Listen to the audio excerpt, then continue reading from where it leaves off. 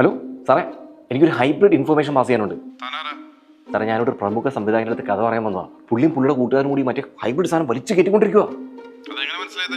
അതൊക്കെ ഞാനും വലിച്ചിട്ടില്ല. എൻ്റെ മുന്നിൽ സാർ ഇതൊക്കെ കണ്ടറിഞ്ഞൂടെ? അത് വലിക്കുന്നതുകൊണ്ട് ഞാൻ പറയുന്ന കഥയൊന്നും പുള്ളിക്ക് മനസ്സിലാവുന്നില്ല. അതിൻ്റെ മണ്ണം അടിച്ചിട്ട് പറഞ്ഞു വന്ന കഥ എനിക്കും തെറ്റിപ്പോയി. സാർ ധൈര്യമായിട്ട് അറസ്റ്റ് ചെയ്തു. അതെ സാർ, കഥ പറയാൻ വന്നതാളാ. Thank you sir. ഓക്കെ. സംവിധായകന്റെ മുറിയിൽ ലഹരി ഉപയോഗം നടത്തുന്നെന്ന് എക്സൈസിന് വിവരം കൈമാറിയത് കഥ പറയാനെത്തിയ യുവാവ്. യുവാവിനായി ഉദ്യോഗസ്ഥർ തിരച്ചിൽ ആരംഭിച്ചിരിക്കുന്നു. ഇതെന്നെ പറ്റിയല്ലേ? ഇവന്മാരിത് എന്ത് പോക്കരുത്താണ് ഈ കാണിച്ചത്? ഇതാരാ? ഹലോ ഹലോ, ആ കഥ പറയാൻ വന്ന ഇൻഫർമേഷൻ കൊടുത്ത ആളല്ലേ? അതെ, താനേതാ? ഞാനാ പോളിയിലെ പ്രിൻസിപ്പാള് കളമശ്ശേരി. ഞാനും ഇതുപോലെ ഒരു ഇൻഫർമേഷൻ കൊടുത്തിട്ടുണ്ടായിരുന്നു. ഇപ്പോൾ വിളിച്ചെടുക്ക പിള്ളേർ കിട്ടിയ വെട്ടും. എന്റെ ചേട്ടാ, അവന്മാർ ഇങ്ങനെ ഒരു പണിയിരുന്ന് ഞാൻ വിചാരിച്ചോ. ഇനി നമ്മൾ എന്ത് ചെയ്യും ചേട്ടാ?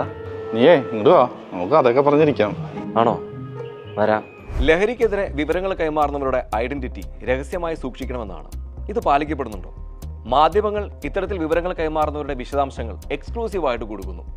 ഒരു നാട് ലഹരി എന്ന് പറയുന്ന വിപത്തിനെതിരെ ഇങ്ങനെ ശക്തമായി പോരാടുമ്പോൾ ഇതിന് വിരുദ്ധമായി നിലപാടെടുക്കുന്നത് തെറ്റല്ലേ? ഇങ്ങനെയാണെങ്കിൽ ആരെങ്കിലും ഇനി ഇൻഫർമേഷൻ കൊടുക്കുമോ? നിങ്ങൾ പറ.